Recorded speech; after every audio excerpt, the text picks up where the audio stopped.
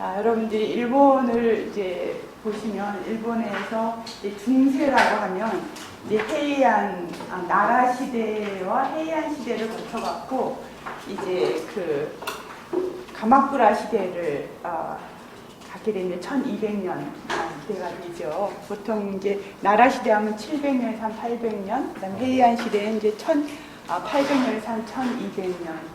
그다음에 이제 가마쿠라 시대가 1200년부터 이렇게 한 100년 정도 이렇게 진행됩니다. 그다음 남북조 무로마치 시대로 이렇게 건너가는데 이제 중세죠, 중세에 일본은 중세에 그 불교가 꽃 피워지는 시대예요. 불교가 꽃 피워졌다. 그러니까 일본 불교로서의 그 전모가 가마쿠라 시대에 이렇게 피어나요. 그래서 일본 불교를 공부하려면 반드시 가마쿠라 불교를 공부해야 되고, 가마쿠라 불교가 오늘날의 불교, 오늘날 현대의 그 불교는 가마쿠라 불교에서 그것의 전수를 받아서 지금 이제 이루어진 것이죠. 그 이후에 커다란 변화가 없어요, 일본은. 그래서 가마쿠라 불교는 일본 불교의 정수다, 이제 그렇게 말씀드릴 수 있어요. 사실 제가 박사 논문을 도겐이라는 도겐 선사를 갖고 이제 박사 논문을 썼는데, 도겐이 바로 오늘 이 가마쿠라 시대의 선사입니다. 그래서 저는 이제 사실 1200년대 분이신데, 1200년대 분을, 그래서 저에게는 그냥 스승, 저에게는 그 도겐 선사가 저에게 그냥 아니 스승이셔요. 그냥 저의 스승. 그래서 저에게 많은 깨우침을 주셨던 분이, 저의 어떤 그런 그 눈에 그 바오로 사도가 말했듯이 눈의 거풀을 이렇게 벗겨내는 작업을 저는 사실 도겐 선사를 통해서 했거든요. 그래서 하여튼 저에게는 굉장히 의미 깊은 분이신데요. 오늘 그분만 갖고 2시간을 제가 다루면 정말 좋겠다. 그건 제 욕심이고, 이제 그분도 이제 가마쿠라 불교의 이제 한 선사로 이렇게 다룰 예정입니다. 네. 가마쿠라 불교의 그 시대적 배경, 여러분 나눠드린 시대적 배경을 조금 보시면은요, 그 시대적 배경이 이제 무사가 중심이 돼, 사무라이라고 보통 이야기하죠. 일본에서 이제 사무라이가 지배하는 그 시대가 700년 동안 됐는데요. 굉장히 사무라이라는 그 계급이 일본 안에서 굉장히 이렇게 오랫동안 지배층으로 이렇게 자리를 갖고 있습니다.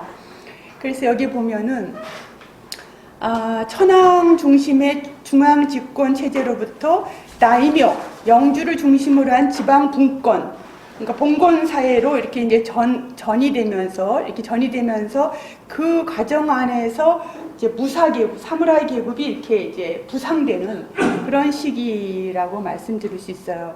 이제 그 중세 봉건 사회라고 한다면 이제 토지를 누가 많이 차지하느냐, 영주들이 이제 그 토지를 이렇게 지배하는 그런 사람들이 이제 그 무사들이 토지를 지배하면서 하급 그 귀족으로서 이렇게 탈바꿈을 하게 됩니다. 토지를 갖고 있으면서 이제 하급 귀족으로 이렇게 무사들이 자리매김을 하면서, 근데 그 귀족이면서도 이 사무라이들의 재미있는 점은 그런 함께 일하는 사람들과 함께 그 농사도 짓고 이렇게 이제 그런 뭐 막노동은 아니지만 함께 이렇게 그 생사를 함께 하는 그런 이제 층으로 이렇게 있습니다. 그래서 귀족이라고 해서 그냥 남을 이렇게 그냥 뭐라고 하나 이렇게 다루는 그 신하처럼 이렇게 하는 게 아니라 함께 이렇게 일을 하는 그런 이제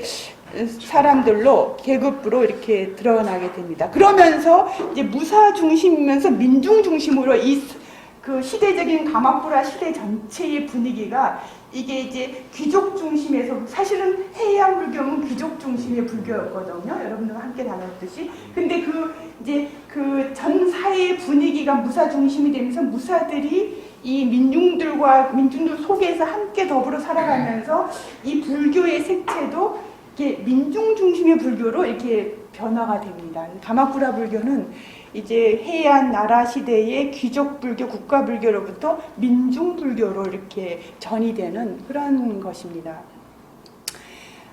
거기 시대적 구분을 보시면요, 말법 시대적 분위기였다 이렇게 표현했어요. 그러니까 이거는 사실 불교의 시대적 구분이 세 가지로 나누게 되는데요. 하나는 정법이라고 하고요, 정법 시대라고 하고, 그 다음에 두 번째 시대를 이제 상법 시대라고 하고, 그 다음에를 말법, 이렇게 말법 시대다 이렇게 불교의 시대적 구분이 있는데요. 이 정법 시대는 이제 부처님 살아생전부터 천년까지를 정법, 부처님의 가르침도 있고, 부처님이 가르쳐 주신 그 수행도 살아 있고, 그 수행에 따라서 깨닫는 사람들도 공존하는 그런 시대를 정법 시대라고 이렇게 표현을 합니다. 그 다음 천년을 상법 시대라고 이야기를 하는데, 그 다음 천년이에요. 그 다음 천년이 이제 상법 시대가 되는데, 이때는 부처님의 가르침이 있어요. 그 다음에 그에 따른 수행도 있어요. 근데 깨닫는 자들이 없는 그런 시기를 상법 시기라 이렇게 얘기를 합니다. 말법 시기는 그로부터 만년, 그래서부터 이제 만년까지를 이제 그 이후를 말법 시대라고 하는데, 이때는 부처님의 가르침은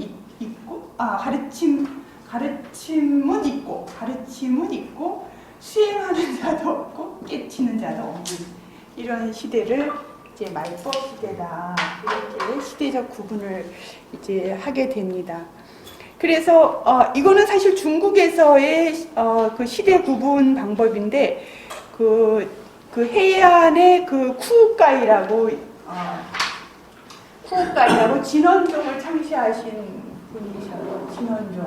진원종이라고 진원 밀교를 창시하신 분은 이거를 일본의 시대 구분에서 말법 시대를 해양 말기부터 1052년부터 그렇게 이제 잡고 있어요. 그러니까 그렇게 잡은 이유는 당시의 시대적인 사조가 이렇다는 거예요. 부처님의 가르침만 있고 수행하는 자도 없고 거기에 따라서 깨치는 자도 없는 그런 분위기. 그러니까 해양 말기부터 일본에 이렇게 자리 잡고 있었다라는 그런 어떤 각성이죠. 그런 각성에서 나온 그런 이제 시대 구분입니다. 그래서 1052년으로 이렇게 보게 되는데, 사실은 이제 말법 사상이 이렇게 유행한, 그러니까 세상에 어떤 그냥 사람들이 말법이라는 표현이 이제 불교적인 표현이죠. 보통 사람들이 이야기하는 거는 이제 종말 사상하고 이제 유사한 그런 개념으로 여러분들이 이해하시면 되겠습니다.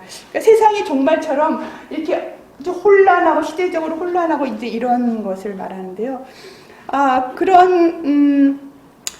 말법 시대는 해양 말기부터라고 보지만 실질적으로 이제 가마쿠라 시대에 들어오면서 이 말법 사상이 굉장히 유행하는 그런 이제 분위기였습니다.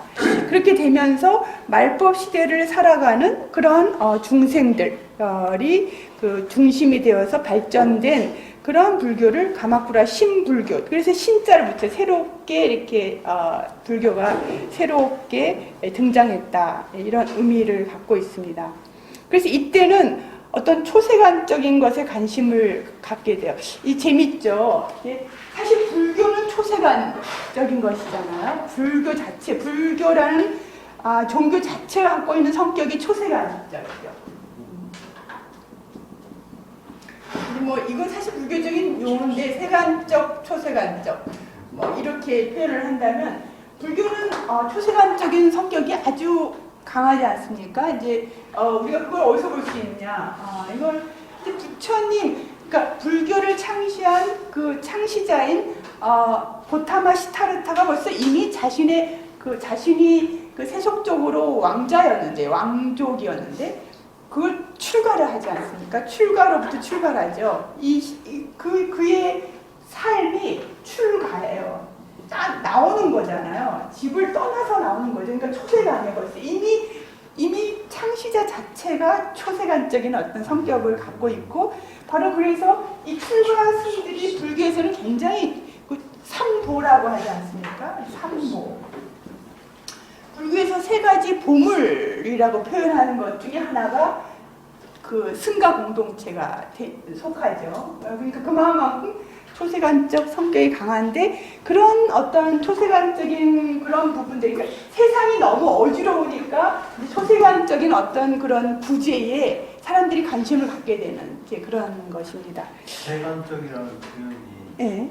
세속적이라는 표현하고 비슷한 그런. 그렇게 생각할 수 있는데, 또 세속적이라고 하면 또 우리가 각자 갖고 있는 뉘앙스가 조금 뭐라고 하나, 조금 예, 세속적이라고 표현을 할 수 있어요. 세속적. 이게 뭐 세간적, 세속적 뭐 같은 표현으로 쓸 수 있는데, 뭔가 조금 뉘앙스의 차이는 좀 있는 것 같아요. 이제 세간적이라고 하면 초세간적인 것, 이세상적인 것. 근데 보통 우리가 세속적이라는 표현을 쓸 때는 조금 부정적인 표현을, 의미를 좀 담고 있지 않나? 그죠? 저만 그런가요? 세속적이라고 표현을 쓸 때. 세간적이라는 표현은 그것까지. 그 세간적이라는 표현은 부정적이라기보다는 그냥 초세간적이지 않는? 넓은 의미가 아닌가.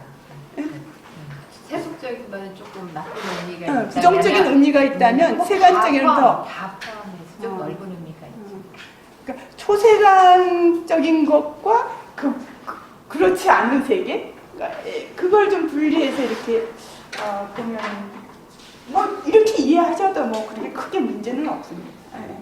현실적이라는 단어는 어떻게 해요? 현실적. 예.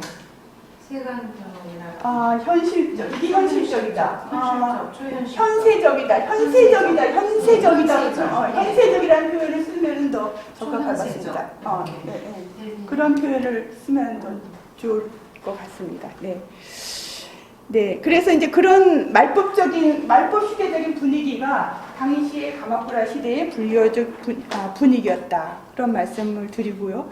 그 다음 세 번째가 이게 아주 오늘 키워드인데요.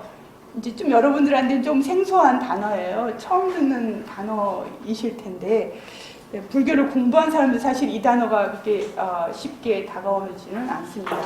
천태봉각사상이라고 이제 이런 단어를 들어보신 적 있으신가요? 혹시 들어보신 적 있으신 분? 천태봉각사상. 예, 선생님 한번 들어보셨네요. 천태봉각사상이라는 것은, 봉각사상을 들어보셨나요? 혹시 대승기신론 들어보셨나요? 대승기신론? 처음 들으세요? 네, 괜찮습니다. 네, 대승기신론. 네, 대승기신론에 보면 봉각사상이라고 나와요. 봉각사상. 봉각사상과 함께 시각, 이렇게 두 가지가 나오는데요. 사실 대승기신론은 불교를 공부하는 사람이면 반드시 읽어야 필독서예요. 이거는 아주 대승불교에서 아주 중요한 논서예요. 논서. 필독서. 그만큼 아주 중요한 위치를 차지하는데, 여기에 보면 이제 그 각을 이렇게 두 가지로 나눠요. 그러니까 각. 깨칠각자잖아요. 이 깨칠각자를 본각과 본각과 시각으로, 그 위에 한자 나온 시각이 시자가 좀 잘못되어 있는 거예요. 네? 네? 어디? 밑에서 세 번째 줄을. 네, 이거 잘못 나왔. 죄송합니다. 잘못 나왔네. 네, 선생님 잘 고쳐주셨습니다. 시자가 이 시자입니다. 잘못 나왔네요. 그래서 거기 보면, 거기 지금 대승론에, 예, 선생님 한번 읽어주시겠어요? 대승론에 지금 나오는 거, 깨달음의 지금 그건데, 깨달음 가운데. 깨달음 각 가운데는 두 가지가 있으니 그 하나가 본각이고 다른 하나가 시각이다. 그렇게 나오죠. 자, 그러니까 본각과 시각이 나와요. 자, 그러면 지금 이거는 무엇을 전제한 거냐면, 깨닫지 못한 상태에서 깨달음으로 가잖아요. 그러니까 깨닫지 못한 상태는 불각이라고 얘기해요. 불각. 깨닫지 못했다. 아직 깨닫지 못했는데, 깨닫지 못한 상태에서 깨달음으로 가잖아요. 이제 그것이 이제 시각이에요. 이제 깨달음으로 깨닫다 이렇게 되는 거예요. 그럼 이 깨닫는 것은 불각에서 이 시각으로 되는 데 있어서 내가 이미 내 안에 깨달음에 대한 그 본래의 각이 존재할 때, 내재하고 있을 때 그것을 깨치는 거다. 이렇게 하는 거예요. 그래서 본각이에요. 내 안에 이미 각이 내재하고 있어. 본각. 그래서 이제 본각이라는 표현이 여기에 이렇게 나오는 겁니다. 자, 그래서 본각은 내재적 원리나 목표이지만 현실 그대로입니다. 이렇게 이제 되는 거예요. 자, 근데 이게 지금 원래, 그러니까 자, 여러분들 이렇게 보세요. 본래 불교는 어떻게 얘기를 하냐면 수행을 이야기하잖아요. 수행. 그러니까 수행이라고 그러면 뭘 얘기를 하는 건가? 수행이라고 그러면? 수행이라고 한다면 불각인 상태에서 수행을 해서 깨달음을 얻는 거잖아요. 그죠? 그러니까 이 수행이라는 것이 반드시 필요하잖아요. 이제 이게 대승기신론에 들어가면. 근데 이게 천태본각 사상에 가게 되면 어떻게 탈바꿈을 하게 되면 중생즉불 이렇게 돼요. 중생이 뭐 부처다 이렇게 돼요. 중생 즉 불. 그러니까 중생이 곧 부처다 이렇게 돼요. 그렇게 되면 어떻게 되나? 이렇게 되면 무슨 문제가 발생하나? 자, 이게 본각 사상이 한참 나간 거야. 본각이 내 안에 내재하는 차원이 아니라 내가 각을 가졌으니 내가 부처다 이렇게 되는 거야. 내가 각을 가졌기 때문에 천태본각이야. 이게 천태종에서 나온 사상이에요. 이 천태종, 이 천태종이라는 것은 해안 시대 때 있었던 종파 중에 하나인데요. 여기서 이 본각 사상이 대승기신론에 나오는 이 본각 사상에서 한 걸음 더 나아가서 불교가 위험한 것인지 이것이에요. 이 즉을 어떻게 이해하느냐. 깨달은 상태, 이게 깨달은 자의 상태에서는 이게 가능해요. 중생 즉 불이지. 내가 깨달은 상태에서는 중생이 곧 불이다 이렇게 말하는 게 맞아요. 근데 깨닫지 못한 상태에서 즉을 이야기하게 되면 여기 이제 문제가 발생하게 되는 거야. 이제 그 문제가 바로 가마쿠라 시대 때 이게 퍼져나가기 시작했어요. 자, 거기 보십시오. 거기 보시면 어떤 문제가 발생을 하게 되냐면 중생이 곧 부처라고 하게 되면 무슨 문제가 발생하면 수행이 할 필요가 없어져. 여기 아까 얘기하겠지. 이 수행이 무용론이나 무용 이게 필요가 없는 거예요. 무용이나 필요가 없는 이런 사상으로 수행 무용론이 이제 되게 되는 거예요. 자, 이제 일본에서만 지금 일본의 한정에서 지금 말씀하시는 거예요. 네, 그렇습니다. 이게 일본에. 그러면 우리나라나 중국 아예도 천태종이라는 것이 네, 있죠? 일본 천태하고 중국 천태하고 한국 천태 다릅니다. 예. 그러니까 이게 지금 가마쿠라 시대에 일본 불교로서의 색깔이 드러나고 일본 불교의 색깔이 천태 본각 사상을 기반으로 하고 있다. 그렇게 이해하시면 됩니다. 그러니까 이제 헷갈리시면 안 되는 게 우리나라도 본각 사상이 있거든요. 우리나라는 대승기신론에 입각한 본각 사상이에요. 그러니까 우리나라는 수행을 굉장히 강조하죠. 자, 근데 일본에서는 천태 본각 사상이기 때문에 이 천태 본각 사상이 갖고 있는 바로 그 중생 즉불을 강조하는 것. 깨달음의 상태를 갖고서 이야기해야 되는 것이 지금 현세의 중생도 부처라는 걸로 해석이 확대되면서 나오는 이제 문제들이거든요. 네, 그래서 수행 무용론이 이제 퍼지면서 당시에 엔라쿠라고 한다면 엔라쿠지, 지난달에 제가 엔라쿠지 얘기를 했죠. 선생님 기억하시나요? 엔라쿠지. 예, 그래서 천태종의 그 불교 종합대학처럼 모든 가마쿠라 불교의 창시자들은 전부 엔라쿠지 출신이에요. 그만큼이 중요한데 그 승려들이 수행을 등한시하기 시작했어요. 중생 이 천태분과 그러면서 이제 문제가 발생했다 이렇게 이제 볼 수 있습니다. 자, 그러면서 어떤 집단이 생겼냐면 희질이 집단이 생겼어요. 희질이라는 팔 거기 보시면은 성이라고 썼죠. 성. 거룩할 성자. 이 거룩할 성자라는 것은 왜 이렇게 붙었나 거기 지금 유래가 나오는데 이렇게 본사에서 출가를 했지만 본사에서 이렇게 지내지 않고 거리로 나와요.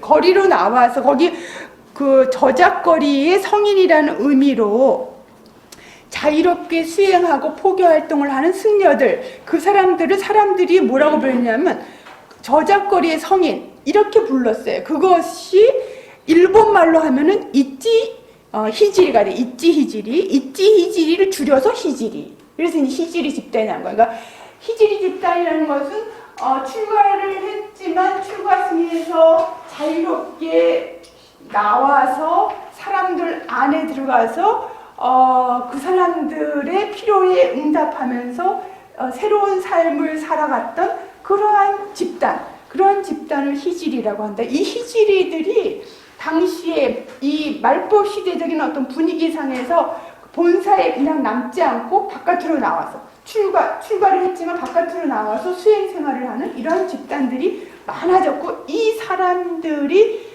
가마쿠라 불교, 신불교를 일으키는 바로 창시자들로서 작용하게 됐다. 이렇게 여러분 이해하시죠. 여기서 말하는 결소라고 분사를 떠나 결소를 중심으로 하고 있다.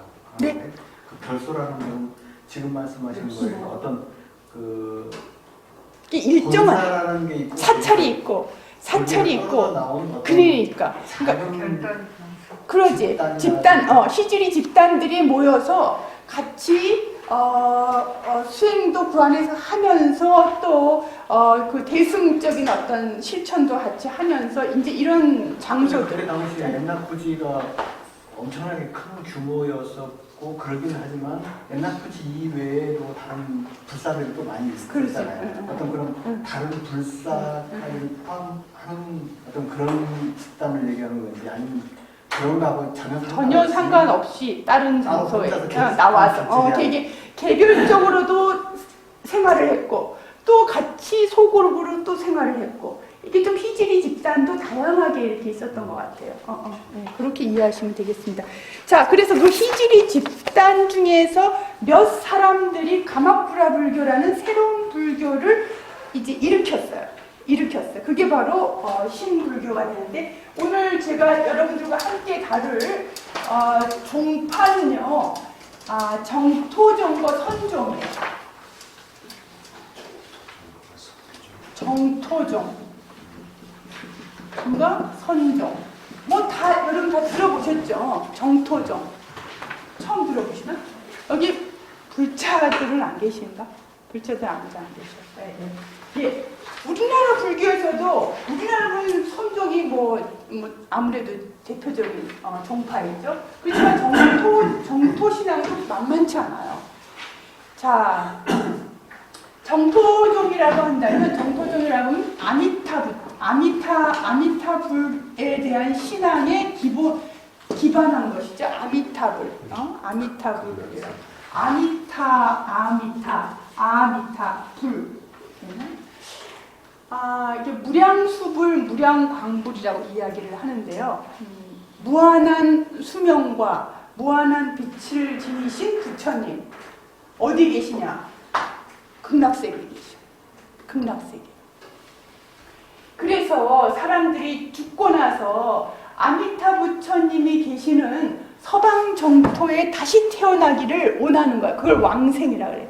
그래서 극락왕생한다. 이런 신앙에 극락왕생. 서방 정토에 극락왕생해요. 거기서 아미타 부처님이 기다리셔. 아미타 부처님의 신앙을 갖고 있는 사람. 그러니까 정토종이라고 한다면 정토종 그 신앙을 담고 있는 경전이 있어요.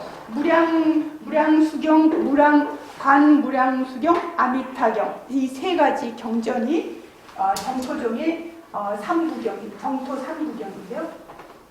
그 중에서 관, 무, 강불양수경에 보게 되면 어떤 말이 있냐? 여기를 보게 되면 나를 믿고, 나는 여기서 아미타부터 나를 믿고 연구를 10번만 하는 사람은 반드시 서방 정토에 왕생할 것이다. 이걸 믿으면 돼. 연구를 10번만 하게. 믿는 마음으로 10번만 연구를. 연구라는 건 뭘까요? 나무 아미타불이에요. 나무 아미타불. 10번만 하면 돼. 믿는 마음으로 10번만 하면 극락 왕생한다. 거기서 믿는다는 건 뭐예요? 자, 이제 말씀드릴게요. 자, 아미타불에 대한 신앙이야. 아미타불을 믿는 거예요. 믿는 거예요. 자, 그러면 이 아미타불은 원래는 인간이었지. 인간으로서 부처가 된 거야. 그럼 뭐였냐? 이게 법장보살. 법장보살이었어요. 이 법장보살이 48개의 원을 세웠어. 원을 세웠는데 이 원이 이루어지게 되면 내가 서원하는 거예요. 서원하는 거. 뭐 수도자들도 서원을 해요. 3대 서원을 하거든요. 여기는 48개의 원을 해서 이 원을 다 이루셨어. 이룬 것을 어떻게 할 수 있냐? 아미타 부처가 됐기 때문에. 아미타 부처가 됐다. 그러니까 이 48원이 다 이루어진 거야. 제가 아까 말씀드렸던 관무량수경에 그것은 48원에서도 핵심 제18원. 자, 그래서 바로 이 정토종이라는 것은 그러니까 이게 어떻게 보면 타력신앙이죠. 그죠? 타력신앙. 타력신앙. 이 불교를 사람들이 이제 이렇게 이해해요.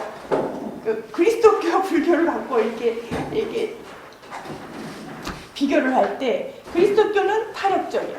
하느님을 믿고 하느님의 구원, 그분을 믿고 그 신앙에 이제 기반을 두고 있는 반면에 불교는 자력적으로 자신이 수행을 해서 깨달아서 깨달음을 얻는 것. 그러니 자력.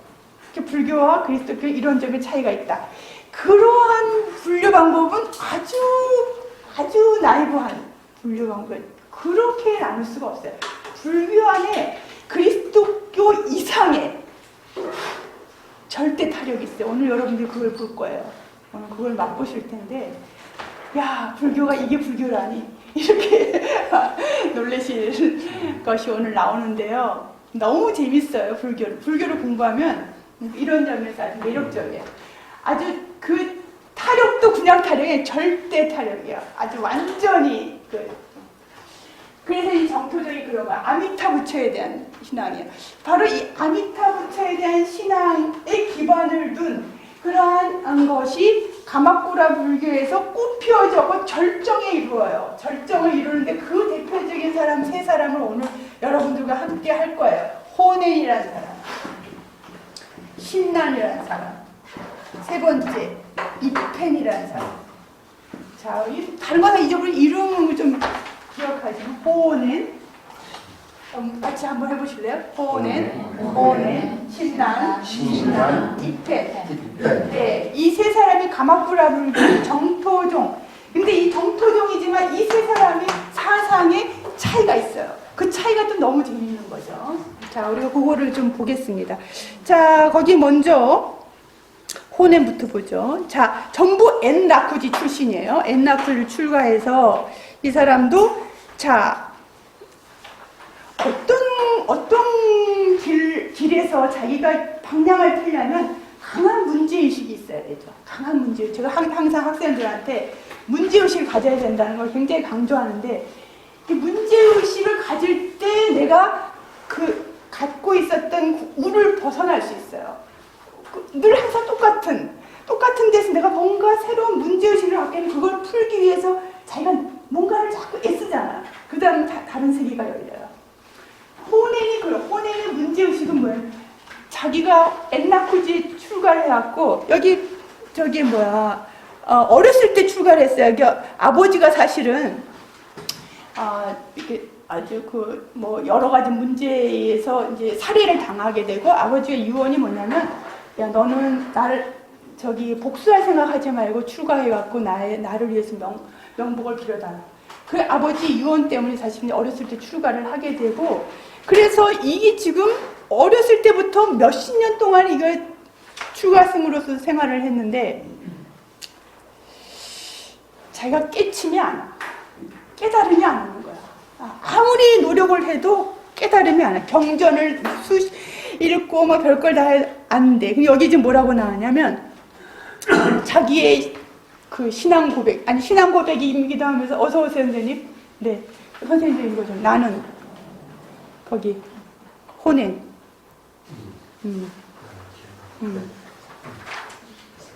읽어주시죠. 나는 개 가운데 하나도 제대로 지키지 못하고 많은 형태의 선전 가운데 하나도 이룰 수 없다.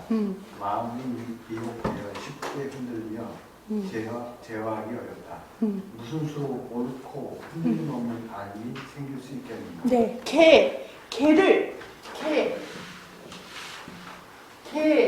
그 다음에 정, 그 다음에 해. 불교에서 이걸 사막이라고 이야기해요. 그치? 사막이라고. 계율을 지키고 정하면 수행하는 거예요. 그걸 통해서 깨침을 얻는 거야. 근데 이 계도 제대로 안 돼. 정도 제대로 안 돼. 그러니 무슨 해가 오겠어. 이것에 대한 강한 나는 해도 안 된다. 해도 안 된다. 저는 이거 보면서 10분 공감. 해도 안 된다. 이런 마음에 지금 그런 마음이 들 때 이 강한 문제의식에서 이 사람이 접한 것은 뭐냐면 관무량수경소, 바로 관무량수경에 대한 해석을 읽게 돼요. 누구의? 중국의 선도라는 중국의 정토종의 대표적인 선사예요. 선사란다. 정토종 종파 중에 한 스승인데 그분이 쓴 관무량수경소를 읽게 돼요. 자, 거기 읽으니 뭐라고 나왔는가? 선생님 한번 읽어주세요. 행주자와 가고 머물고 앉고 눕는 일상의 모든 것에 오직 온 마음을 다해서 아미타불의 이름을 읊을 때 한시도 쉬지 말라. 이것이 곧 어김없이 해탈을 가져오는 업이니 네. 그것은 부처님의 본원에 상응하는 것이기 때문이다. 자, 이거를 읽고 깨쳤어. 뭐 깨쳤을까? 뭐에 깨쳤을까? 뭐에 깨쳤을까요? 개종에서 해를 깨졌겠죠. 근데 이 중에서 지금 이 혼인의 마음을 확 사로잡은 말이 있었다고. 어디? 아미타불 끊임없이 한시도 쉬지 말고 읊어라. 아미타불. 또? 가고 머물고 네? 눕고 모든 일상. 모든 일상. 또? 온 마음을 다해서. 또? 읊을 때. 예? 읊을 때. 또? 한시도 쉬지 마라. 쉬지 또? 말고 읊어라. 안 나왔어, 아직. 아직 안 나왔어. 본원 바로 이거야. 본원에 상응하는 것이니. 아미타불의 맨 마지막 말이야. 아미타불의 그것이 그렇게 하는 것이 뭐 하는 연불하는 것이 바로 그것이 부처님의 본원에 상응하는 것이다. 본원이야. 본원. 이 원 중에서도 본원이라고. 본원.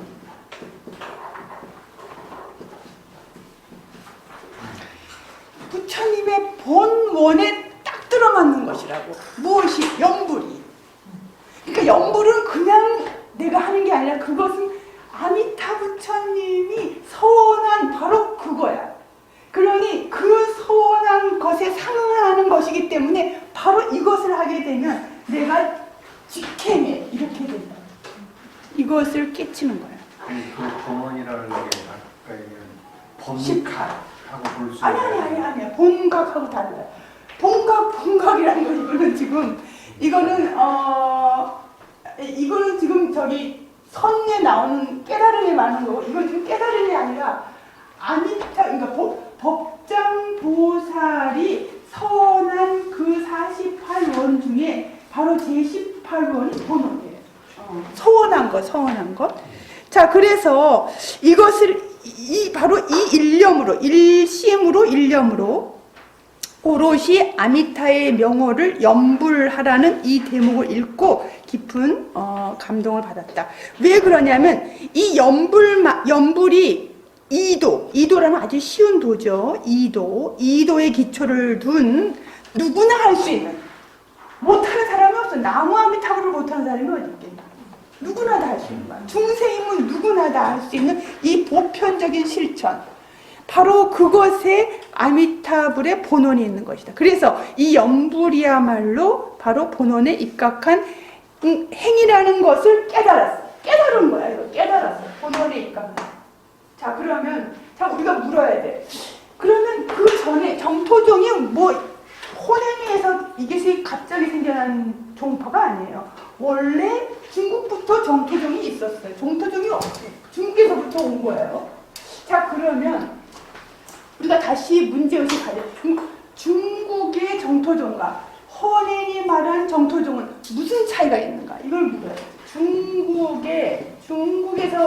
일본, 특별히 호랭 차이가 뭐냐? 이게 차이가 뭐냐 그랬어요. 정토종, 이것도 정토종이고 여기도 정토종이라면 이 둘 차이는 뭐냐? 이걸 물어요. 차이는 바로 염불을 어떻게 바라보느냐의 차이예요. 어떻게 염불을 이해하느냐의 차이예요. 자, 그러면 염불에 대한 것을 어떻게 이해를 하고 있냐? 중국의 사람들은 이렇게 이해했어요. 중국의 사람들은 수행의 정행, 바르게 하는 행과 그 바르게 하는 행이 이해의 모든 잡다한 행위로 나눠요. 수행을 두 가지로 나눠요. 자, 그래서 여기 보면은 뭐라고 되어 있냐면 중국 정토종에서는 독송, 관찰, 예불, 찬탄 모든 거야. 이게 다 5가지가 있거든요. 이렇게 염불하는 거, 염불부터 있어요. 염불, 찬탄, 부처님께 찬양하고 공양 드리는 그런 것을 말해요. 찬공이라고 하는 찬탄이라는 거는 찬공이라고 해요. 찬공.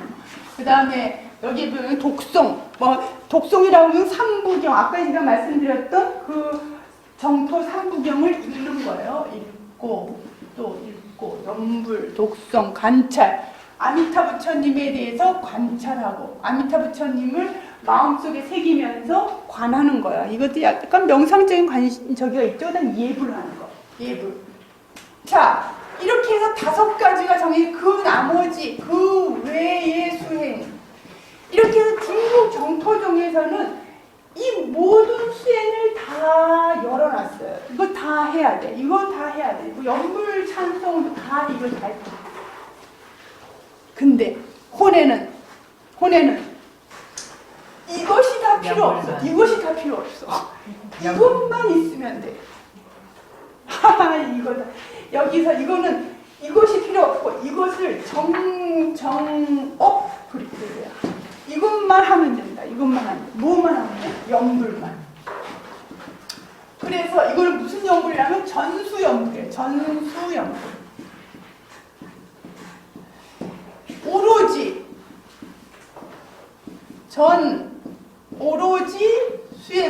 수행이라는 표현을 쓰긴 쓰는데 수행이라기보다는 오로지 염불이야. 전수 오로지 염불만 하는 것, 그걸 전수염불이라고 한다. 자, 그래서 여기 보면 혼엔이 바로 이거를 칭명염불, 칭명은 똑같은 거예요. 칭명염불이라는 것은 아미타불에 대한 이름을 부르는 영불 이런 의미를 갖고 있죠. 칭명영불이다. 자, 그러면 여기서 왜 호넨이 이것을 전수사상으로 택했는가 거기 보시면요. 여기에 본각사상이 지금 여기서 결부되는 거야. 자, 호넨이 이렇게 중국의 정토종의 영향을 받았음에도 불구하고 전수영부를 주장하게 된 그 배경에는 본각사상이 있었다. 이렇게 보면 본각사상. 그럼 본각사상이 어떻게 영향을 미쳤는가? 거기 보시면 아미타불의 절대성을 강조, 거기에 밀교적인 영향으로, 밀교적인 영향 이러면 진원종, 해이안 불교의 진원종의 영향, 진원 밀교의 영향을 받아서 진원 밀교의 부처님은 대일열애예요. 대일열애. 이 대일열애와 아미타 부처님이 아미타불이 다르지 않고 같다. 이게 다르지 않고 같다, 동일하다라는 그런 것을 생각하게 되는 거야. 아미타 부처님과 대일열애가 동일하다. 따라서 동일하다는 의미는 무엇을 의미하느냐? 바로 이 대일열애가 갖고 있는 사상이 여기도 해당된다, 이런 의미를 갖고 있죠. 그래서 거기에 지금 조금 어려운 표현인데, 아미타라는 이름의 공과중, 이게 천태의 세 가지의 진리, 세 가지 어떤 진리, 그러니까 불교에서 바라보는 진리가 아니죠. 그게 공과중인데 그거를 담고 있기 때문에 모든 진리를 담고 있어. 아미타불이 모든 진리를 함축하고 있기 때문에 이것의 이름만 부르게 되면 그 아미타 부처님의 그 은혜를, 공덕을 내가 다 입을 수가 있다. 그렇게 바라보는 거예요. 이게 이제 본각사상의 영향으로 우리가 해석을 할 수 있는 것이죠. 자, 호넨이 이 사상이 등장하면서 가마쿠라 시대의 불교는 새로운 바람이 불기 시작했어요. 정토종. 그동안에 막 해양 불교 때 막 이 천태종 얼마나 어려워요. 천태, 이게 경전 법화경 읽어야지, 뭐 수행해야지, 막 너무 어려워. 그 다음에 진원 밀교, 진원종. 이런 것들을 다 이제 안 하고 오로지 뭐만 하면 연불만 하면 연불만 하면 돼. 그러니 중생들이 모두 다 몰려요. 호넨한테 다 몰려요. 호넨한테 다 몰려요. 그래서 갑자기 여기 호넨이 막 규모가 완전히 커져버려요. 그렇게 되자 여기 이제 문제가 발생했어요. 무슨 문제가 발생했냐? 연불만 하면 되니까 계율도 지키지 않아요. 파괴. 계율을 지키지 않아요. 파괴했습니다. 그 다음에 또 어차피 내가 어떤 행동을 하든지 나중에 다 아미타 부처님이 내가 연불만 하면 다 나를 받아주실 건데 악한 행위도 마구 해버려. 악한 행위, 어떠한 악한 행위도 마음껏 해도 된다는 조항무의 사상이 번지면서 이게 기성불교, 천태종, 진원종의 기성 권력층들이 이 호넨의 정토종을 박해하기 시작해요. 탄압하기 시작해요. 그래서 결국은 호넨이 유배를 가게 돼요. 유배를 가서 거기서 1211년 유배생이 지속되다가 그 다음 1212년에 사망을 하게 돼요. 결국은 이제 호넨이 사망하고 그의 제자로 들어온 신난이 그 뒤를 이어요. 호넨의 제자인 신난. 그렇지만 신난은 호넨하고 또 성격이 아주 다른 사람이에요. 자, 신난. 그래서 이게 호넨은 정토종이라고 말하고 신난은 정토종이 아니고 정토진종이라고 해요. 자, 이게 왜냐하면 호넨하고 여기 사상이 다르기 때문에 여기 호넨이 정토종, 여기는 정토진종. 그러면 신난이라는 사람은 어떻게 했느냐? 자, 신난이라는 사람 여기 보면 이 사람도 어렸을 때 9살 때 동자승 됐어요. 천태종이 동자승 됐어. 그렇게 돼서 20년 동안 천태승으로 살았는데 20년 살았지만 자기 안에 에고를 없앨 수가 없었어요. 에고. 인간의 에고를, 이 에고가 없어지지 않아. 그러니 이거 수행을 해도 에고가 계속 살아있는 거야. 그래서 모든 에고를 없애는 모든 노력들이 헛되구나. 그런 생각을 하게 돼요. 그래서 자, 그래서 신라는 여기 보면 100일 기도에 들어갔다 그랬죠? 이제 100일 기도. 자, 100일 기도에 들어가서 거기서 계시를 받았다. 관음보살의 계시를 받았다. 이렇게 이제 하는데, 그래서 이제 그때 누구든지 그 아미타불을 연부를 하게 되면 구원을 받을 것이다. 자, 그런 이제 받아서 결국 호넨한테 가게 돼요. 이제 호넨한테 가서 호넨의 제자로서 이렇게 있다가 벌써 갔을 때는 호넨은 나이가 이제 한참 많이 들었었어요.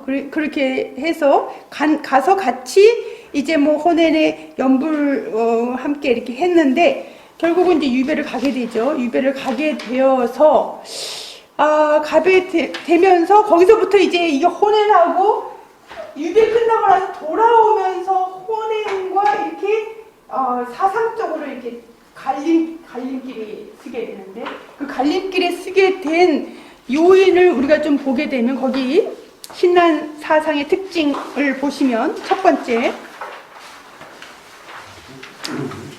행에서 신앙으로 이렇게 나왔죠.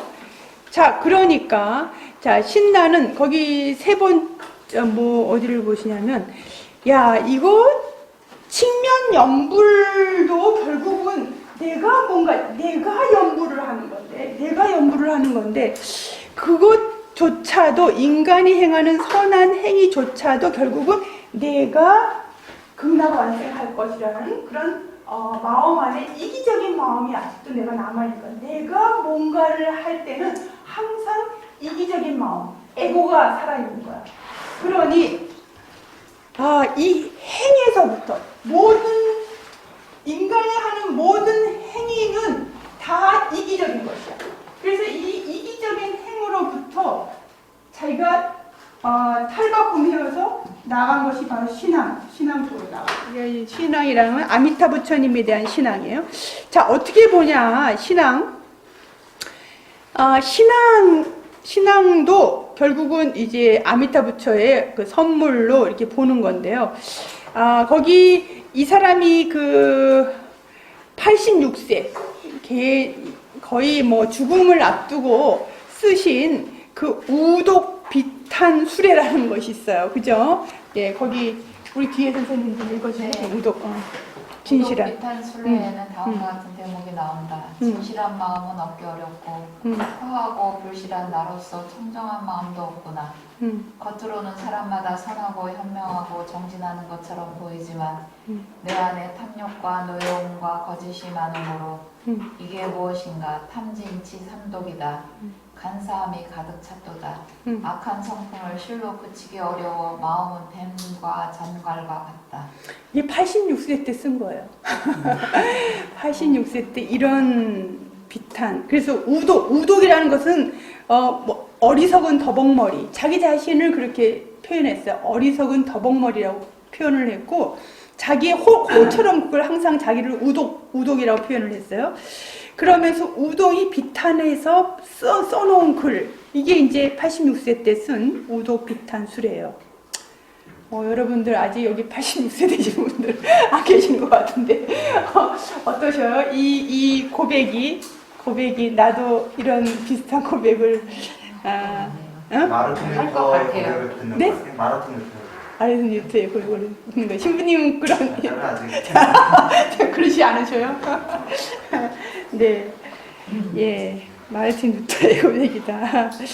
글쎄요, 저는 뭐 10분 이 마음이 이렇게 와 닿는데요. 그만큼 자신의 안에 그 죄악성에 대한 철저한 그런 철저한 자각이 이렇게 신난 안에서 이제 올라오는 것이죠.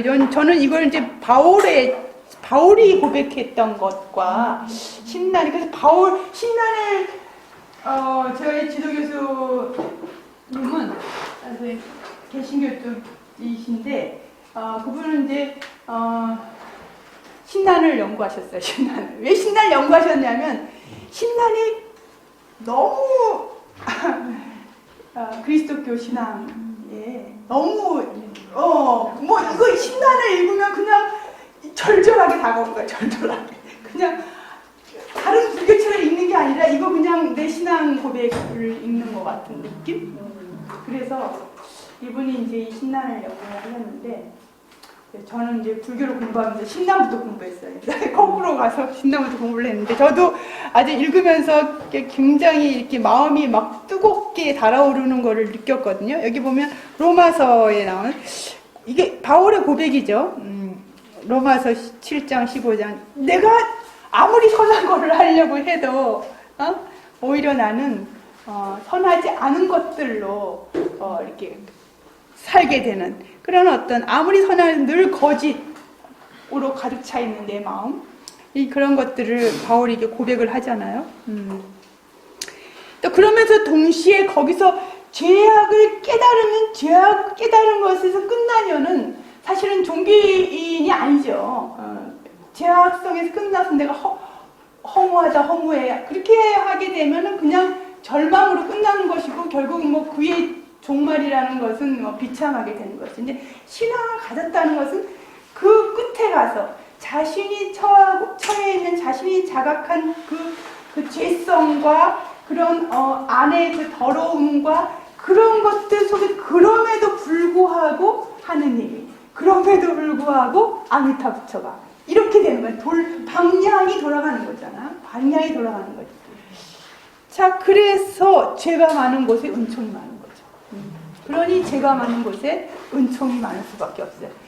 죄성에 대한 자각이 없는 사람은 은총이 없어요. 은총에 대한 자각이 그만큼 없는 거죠.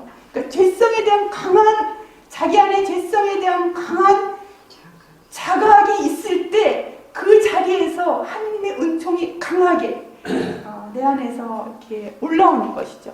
그럼에도 불구하고 아미타 부처가 이렇게 되는 거죠. 네. 자, 그래서 혼연과 신난을 비교한 논문들도 굉장히 많이 있어요. 혼연이란다. 신난과 바울을 비교 연구한 논문들이 많이 나와 있으니까 혹시 여러분들이 관심 있는 분들은 이제 보시면 좋을 것 같습니다. 네, 자 거기서 조금 내려가서 이제 신난의 연불관을 보시죠. 신난의 연불관. 자 그러면 신난의 연불은 혼연의 연불과 무슨 차이가 있는가? 또 물어야 됩니다. 신난과 혼연은 어떤 차이입니까? 아까 신난은 칭명연불이었고 전수연불.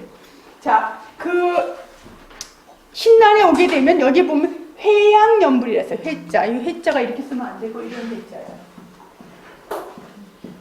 회향, 자기가 쌓은 선행을 이렇게 돌린다는 거죠. 돌린다. 여기 보면 회향이라는 의미가 자신이 쌓은 공덕을 남에게 돌리는 거예요. 회향한다. 자, 아미타 부처님께서 자신의 본원력을 회향시켜서 나로 하여금 연불케 만드는 거. 그러니까 연불은 내가 하는 게 아니라 아미타 부처가 하는 거야. 아미타 부처가 나를 통해서 연불하는 거야. 이거 너무 달라지는 거야. 그러니까 여기서 여러분들이 혼행과 신난의 연불의 차이는 뭘까요? 그렇지, 맞아. 연불의 주체가 내가 아니고 아미타 부처가 되는 거야. 아미타 부처. 아미타 부처가 나를 통해서 연불하시는 거야. 아미타 완전히 달라요. 혼연에서 신난으로 오게 되면 연불의 성격이 완전히 달라집니다. 그러니까 내가 하는 게 아니라 행이 아니야. 그러니까 행이 아닌 거야. 내가 무엇을 내가 무슨 선행을 닦는 게 아니지. 선행을 닦는 게 아니니 내가 아무리 연불을 한다 한들 그것은 선행이 아니라 그럼 뭘까? 그럼 뭘까가 또 나오잖아. 해양연불이라면 그러면 뭔가? 그것은 아미타 부처님의 해양에 대해서 감사하는 의미야. 보온연불이야. 이렇게 되게 되면 이 해양연불, 보온연불까지 가게 되면 이렇게 되면은 무엇이 되게 되면 절대 타력이 돼. 불교가 이렇다니까요. 여러분, 불교에서 절대 타력 신앙이 나와요. 이게 절대 타력이라는 말이 불교에서 나온다고요. 불교를 공부를 하게 되면 이런 것들이 나오게 돼요. 자, 아까 신심. 그러면 이 신심에 대한 얘기를 아까 선생님 물어보셨는데, 이 신심에 대한 것. 세 번째 가시죠. 신심. 자, 이제 문제가 발생해요. 여기서 이제 문제가 발생하는 게 신난의 사상에서 우리가 이제 좀 고민을 해야 되는 부분은 이게 그럼 신앙도 내가 어떻게 한 것이 아니라 아미타 부처님이 나에게 주는 거예요. 연불도 아미타 부처님이 주체가 돼서 하는 거예요. 자, 그렇게 되면 굉장히 뭐가 되냐면 이게 신심도 연불도 굉장히 초월적인 성격을 띠게 돼. 내가 뭘 하는 게 아니라 신심도 아미타 부처님, 연불도 아미타 부처님 이렇게 되니까 굉장히 초월적인 것이 된다 이거죠. 자, 그렇게 되게 되면 우리의 고민은 그러면 과연 누가 자기 자신의 구원에 대해서 확신을 할 수 있나? 이 문제가 여기서. 자, 이렇게 되면 이제 신난의 사상의 끝에 와서 우리가 묻는 것은 이렇게 초월적인 사상이라면 차라리 조금 더 인간적인 냄새가 나는 혼행이 좀 더 낫지 않나? 이런 또 생각이 드는 거야. 이게 혼행과 신난의 어떤 아주 미묘한 차이인데 이 미묘한 차이 앞에서 우리는 신난은 너무 초월을 강조하다 보니까 너무 절대적인 어떤 타력적인 부분에 내가 무엇을 하는 건 아무것도 없다. 이렇게 되니까 자, 이렇게 되게 되면 혼행이 조금 더 인간적인 냄새가 난다. 이제 이런 고민에 빠지게 됩니다. 자, 그러면서 여기 지금 그 신난의 사상에 아주 특징이 하나 나오는데 그게 뭐냐? 악인정기설이에요. 악인정기. 자, 악인정기 또는 악인정인이라는 표현이 나와요. 정기라는 표현도 나오고 악인정기. 악인정인이라는 다른 원인이에요. 다른 기라는 표현이 나오는데 거기 자 이게 어디에 나오냐면은요. 거기 보시면요. 거기 제자 호넨의 제자가 편집한 타니초 신난 사상을 연구하는데 아주 중요한 책 중에 하나가 이 타니초고 이건 제자가 쓴 것이고 교행신증 이거는 신난이 쓴 거예요. 신난이 써서 아주 여러 번 이게 수정 작업을 거쳐가고 끝까지 수정을 굉장히 많이 거쳐서 아주 신난의 사상이 그 핵심이 다 함축되는데 굉장히 어려워요. 사실 신난 사상이 좀 굉장히 철학적인 부분도 많이 함축되어 있어서 좀 어려워요. 그래서 사실 편의하게 쓴 것은 타니초예요. 타니초. 그의 제자가 쓴 타니초가 조금 읽기가 더 쉬워요. 그 타니초에 보게 되면 신난의 가르침 중에서 핵심이 되는 악인정기설이 있어요. 악인정기설이 뭐냐? 여기 보시면 악인정기설이라는 건 뭐냐면 악한 사람 거기 아니지. 거기 대목이나 타니초 거기 뒤에 분 선생님 한번 읽어주실래요? 예. 선인조차도. 한 초에 보면 다음 대목이 나온다. 네. 선인조차도 극락왕생을 한다. 하물며 악이냐. 예, 고까지 읽읍시다. 됐어요. 고까지 너무 하니까. 자, 선인조차도 극락왕생을 한다. 하물며 악이냐. 이거 조금 뭔가 좀 이상하지 않아요? 반대가 돼야 되는 것 같지 않아요? 그 말이 뭐 잘못 썼나? 악인조차도 극락왕생을 한다. 하물며 선인이냐. 이렇게 써야 되는 게 맞는 거 아니겠어?